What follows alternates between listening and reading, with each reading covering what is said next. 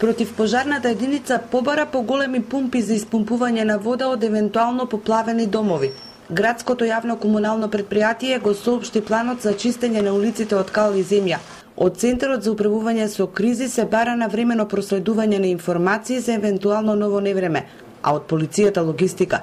За ова вечерва разговараше и се договараше кризниот штаб со градоначалникот на Велес.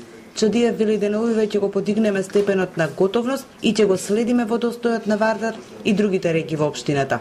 Истовремено ги чекаме извештаите од населените места, имаме за Каластари меѓувреме извештај дека е потребно да се отиде таму да се види дека има големи наноси, меѓутоа треба да ги ќе направиме и еден вид снимање, значи мапирање на одредени точки во градот каде што е можно да во наредниот период дојде поради обилниот дожд до клизишта некои одредени или одрон на карпи.